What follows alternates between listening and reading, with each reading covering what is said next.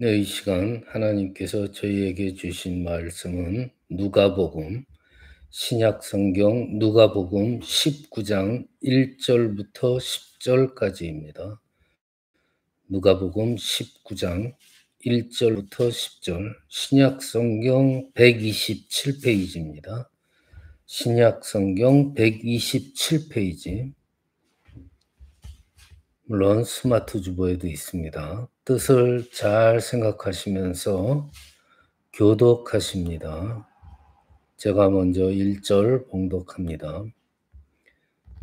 예수께서 여리고로 들어가 지나가시더라. 삭개오라 이름하는 자가 있으니 세리장이요 또한 부자라. 그가 예수께서 어떠한 사람인가 하여 보고자 하되 키가 작고 사람이 많아 할 수 없어 앞으로 달려가서 보기 위하여 돌무화과 나무에 올라가니 이는 예수께서 그리로 지나가시게 되니라.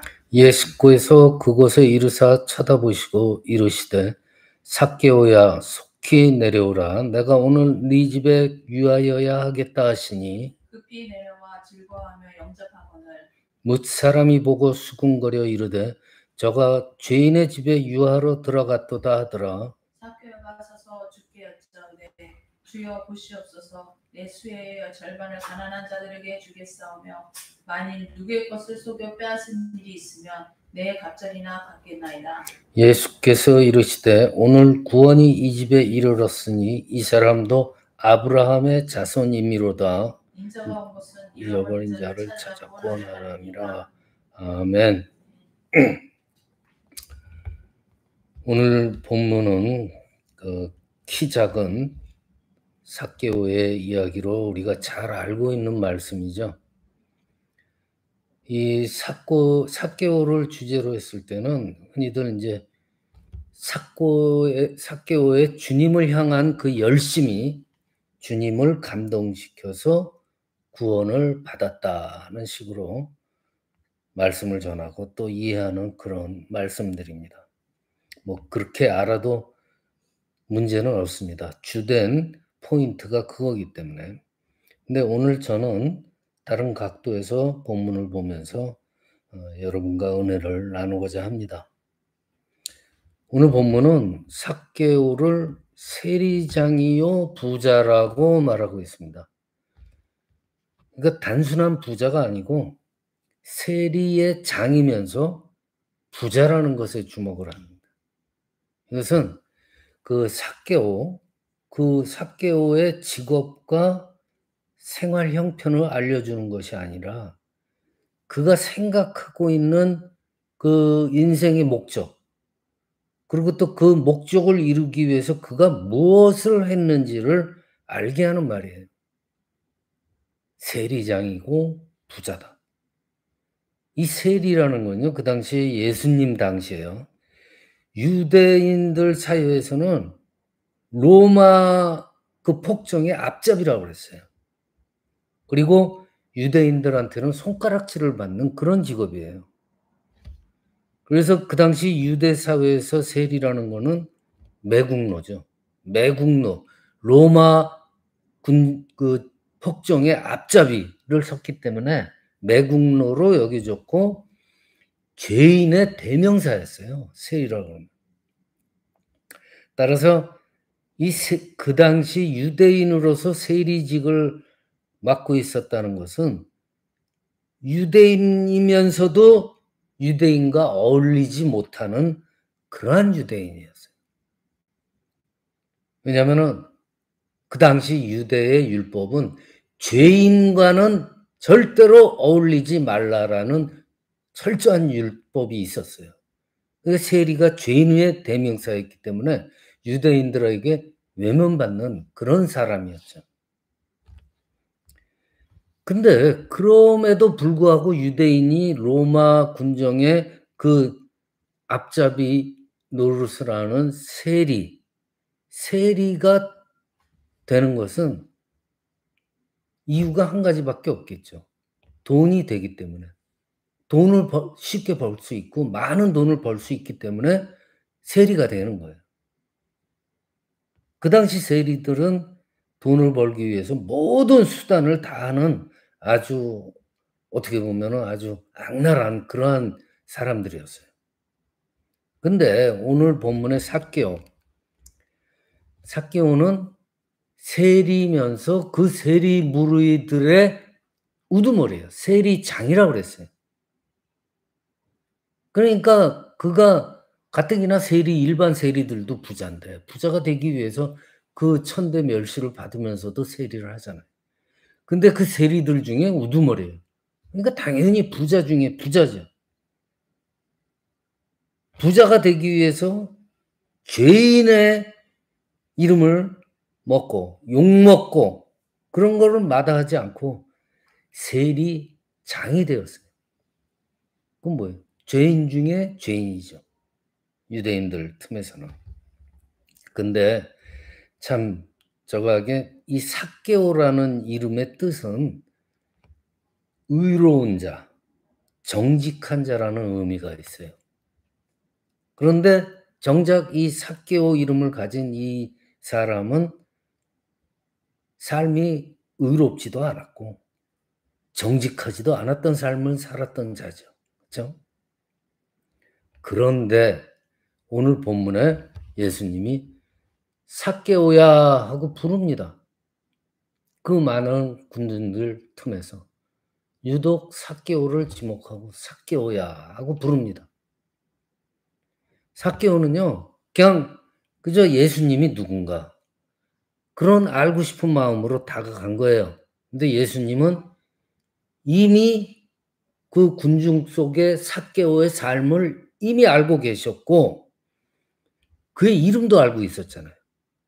그러니까 그의 아주 깊은 속사정까지 다 알고 계셨다는 거예요. 그리고 직접 찾아오신 거예요.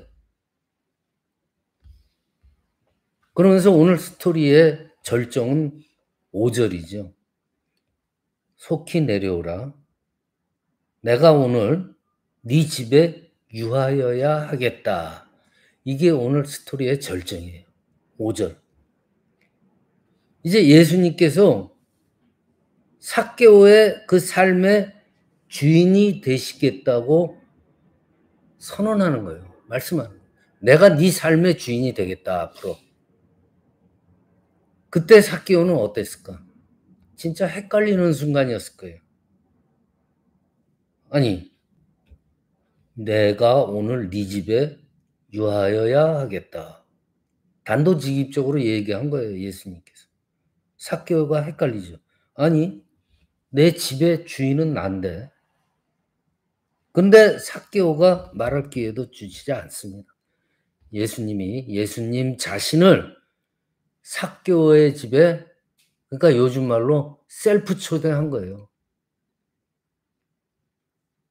그러니까 삭개오 당연히 순간적으로 헷갈렸겠죠. 야, 이거 내 집의 주인이 내가 주인인가? 예수님이 주인인가? 이거 내가 손님인가? 왜 저렇게 말해?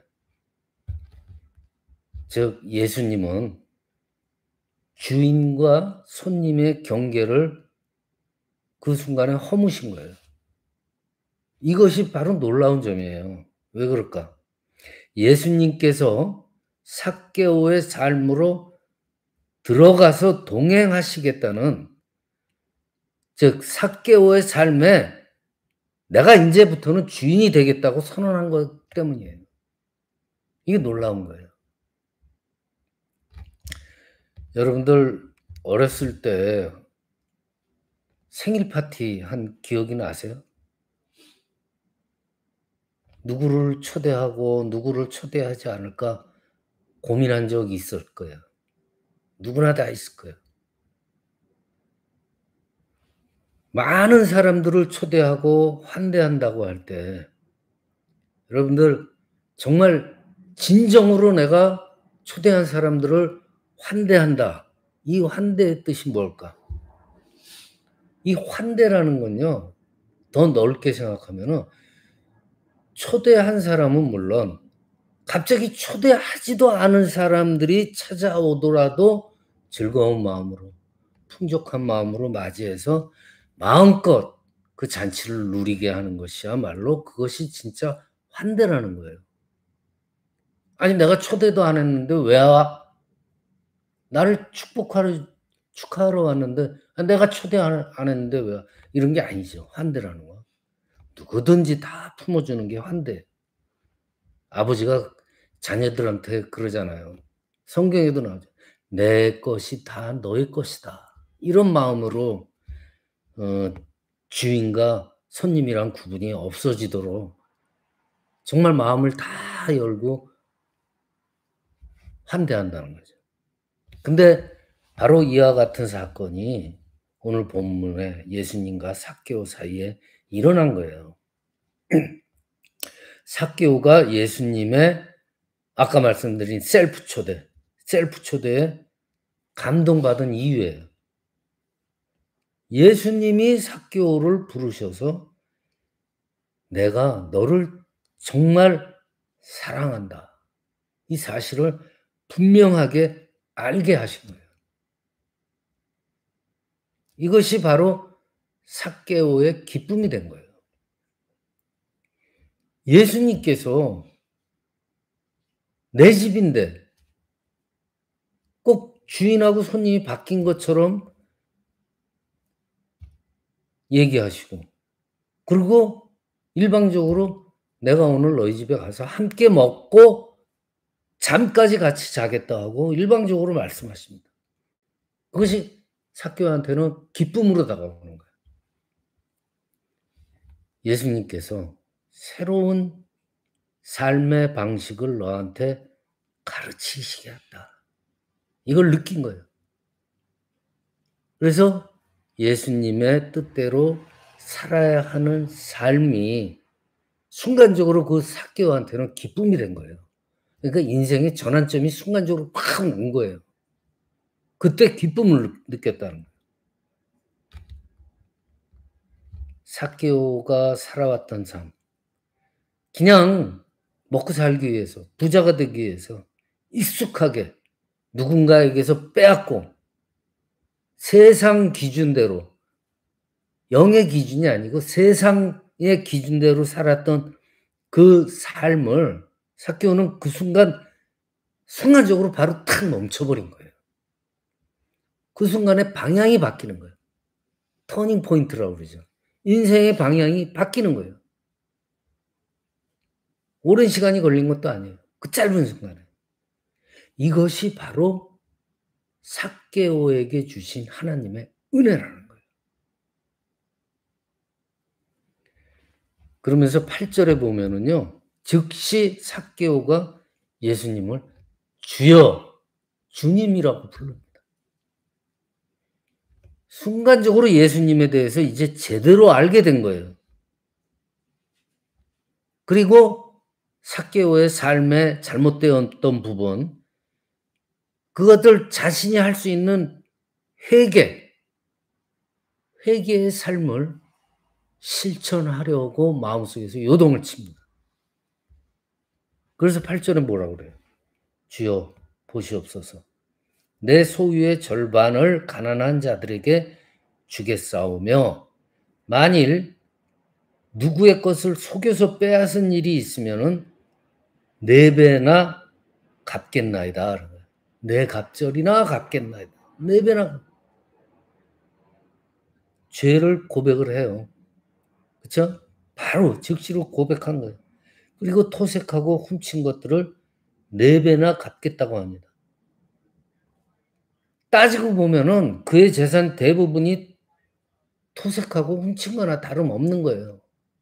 지금처럼 컴퓨터가 발달돼서 정확하게 세금을 물리는 게 아니었을 거 아니에요.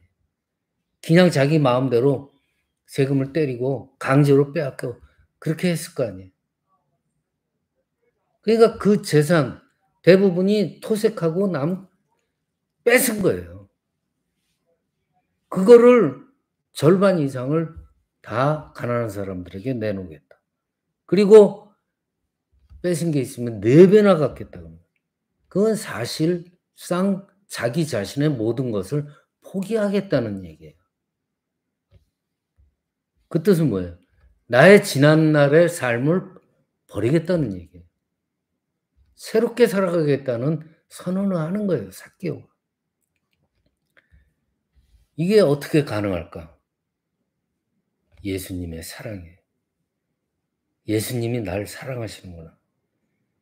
나를 전적으로 일방적으로 우리 집에 나를 초대를 하고 그리고 나를 환대하신다는 그 주님의 사랑, 하나님의 사랑, 그 구원의 은혜와 그 구원의 능력과 순간적으로 딱 만났다는 거예요. 삭개오. 그러니까 지금껏 토색하고 빼앗았던 그 물질들이 다 필요가 없다고 느낀 거예요. 오직 뭐가 충분해요? 예수님의 저 지극하신 사랑 하나만으로도 나의 삶은 충분하구나 하는 것을 순간적으로 느낀 거예요. 다 포기하는 거예요. 자기 재산. 예수님이면 족하다. 놀라운 일이죠. 그래서 9절에 보면 뭐라 그래요? 예수님께서. 오늘 구원이 이 집에 이르렀으니 이 사람도 아브라함의 자손이로다 그래요. 이 사람도 하나님의 자녀로다 선언합니다. 과연 우리 신앙인들의 삶에 무엇이 문제일까? 예수님이 날 사랑하신다는 것, 날 부르셔가지고 정말 다른 존재로, 새로운 존재로 인정을 해주시고 전혀 다른 삶의 방식으로 살 것을 예수님께서는 요청하시는데 우리는 정작 알고 있으면서도 반응을 하지 못하고 있는 것이 오늘날의 우리 신앙인들의 문제점이에요. 감정적이고 자기 만족적인 회개를 해도 그냥 자기 감정으로 해요. 그리고 자기 만족을 하기 위해서 일부러 정신적인 진정한 회개가 아닌 그런 회개를 합니다. 그런 돌이킴이 아니에요.